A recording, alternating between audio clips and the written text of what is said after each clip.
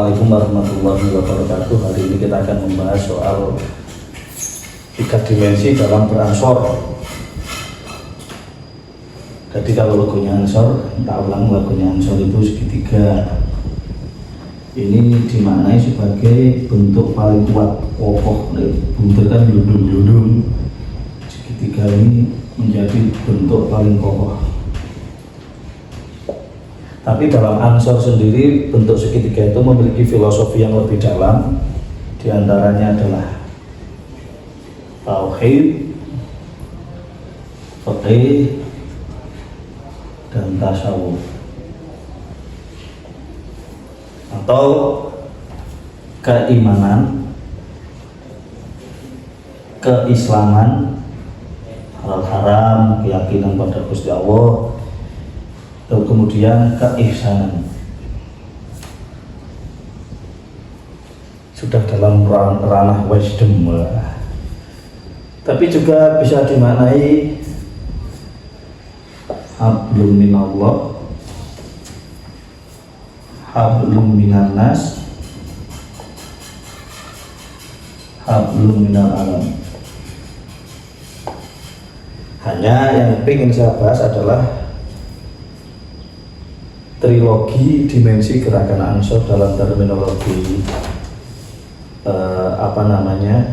nahwu, yang dimana adalah dimensi isim, dimensi fi'il, dan dimensi huruf. Yang pertama adalah dimensi isim, dalat ala makna fi nafsiha walam taktarin bijamanin wat'an, menunjukkan dirinya sendiri yang tidak disertai dengan zaman. Namanya kita apa sih? GP ansor. Penting untuk memahami kenapa dinamai seperti ini. Secara singkat kan, nama ini terinspirasi dari pergerakan kaum ansor yang menolong kaum muhajirin pas dulu Nabi Muhammad hijrah, kemudian ditolong oleh kaum ansor. Makanya salah satu ansor itu pengennya yang menjadi penolong, menjadi pelindung. Kalau di lugu Banser malah ada sepedole tingguanain tadi nahnu ansorullah, artinya penolong agama Allah, berjuang di jalan agamanya Allah, menegakkan agamanya Allah. Ini logonya Banser kan tertulis ini. Tapi ini akan dibahas lebih jauh tentang nama-nama ini. Cuma kalau kita hanya, misal nama saya Muhammad Hidayatullah, dari 91 sampai hari ini yang namanya Hidayatullah. Kalau kita hanya mempelajari dimensi ini, kita sulit membayangkan apa yang terjadi dalam lini masa perjuangan itu. Sudah melakukan apa, terjadi aktivitas-aktivitas apa, kalau cuma memaknai secara penamaannya ini kurang mendalam. Tapi ini juga dibutuhkan, karena ini jadi diri wong tua itu jenenge anake punya doa. Seseorang menamai organisasi juga punya doa. Tapi sejak 1934 sampai 2026 hari ini ada berbagai aktivitas yang luar biasa dalam rangka perjuangan kemerdekaan, resolusi jihad, dalam rangka dari masa pemerintahan ke pemerintahan, ansor selalu melakukan aktivitas-aktivitas. Bahkan sebelum 1934 pernah ansor Nahdlatul Ulama, ada Nahdlatul Syuban, dan lain sebagainya. Kalau hanya berkutat dengan nama ini, maka timeline ini akan hilang. Bahkan aktivitas yang paling mendalam itu juga akan hilang. Maka perlu dimensi yang kedua, namanya ansor itu kan gerakan ini, gerakan, bergerak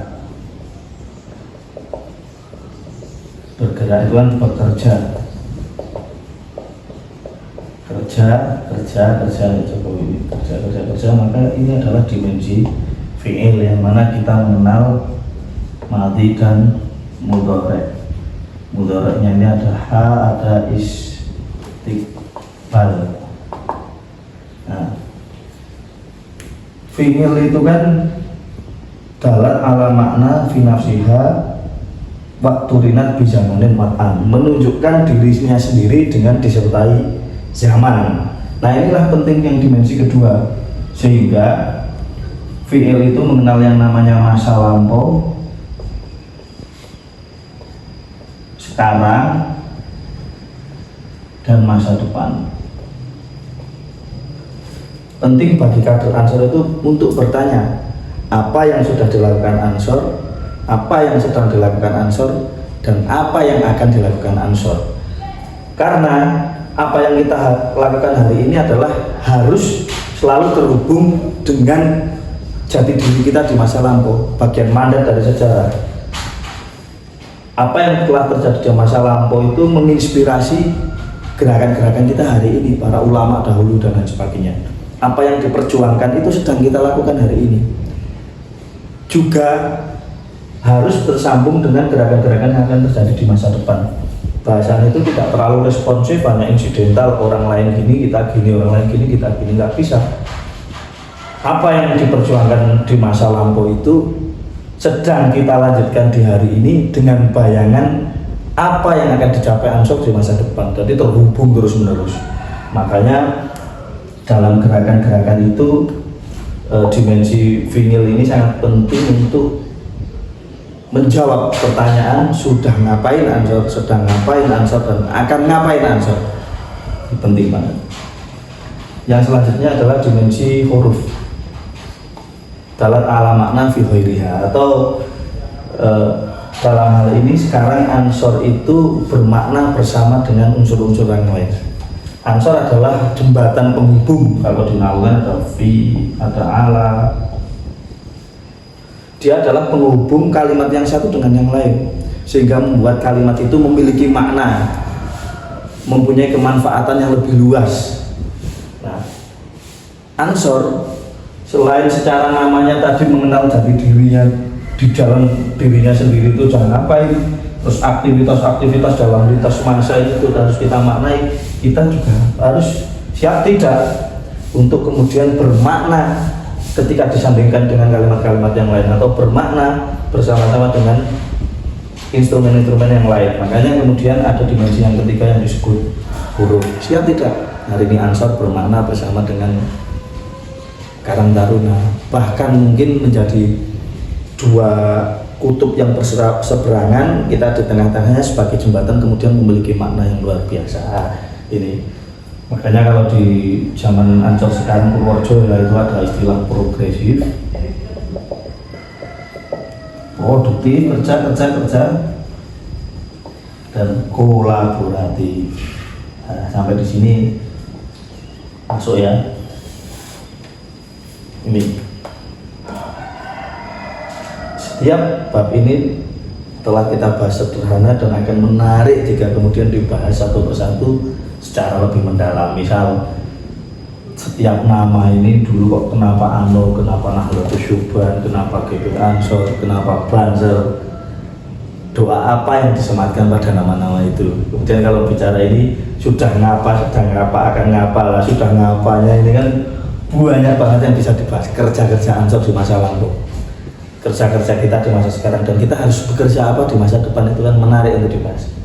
Kemudian kita siap bermakna tidak bersama-sama dengan instrumen yang lain, masih bisa bermakna tidak, atau bahkan bisa melengkapi menjadikan mereka lebih bermakna tidak. Ini mungkin kira-kira sahabat-sahabat kita coba untuk membayangkan bahwa Ansor ini bukan sekedar logonya segitiga seperti ini, tapi benar-benar dipilih menjadi bangunan yang sangat kokoh untuk memenuhi 3 dimensi yang luar biasa ini. Mungkin itu akan kita bahas selanjutnya, pembahasan-pembahasan yang lain yang lebih menggelitik. Terima kasih. Assalamualaikum warahmatullahi wabarakatuh.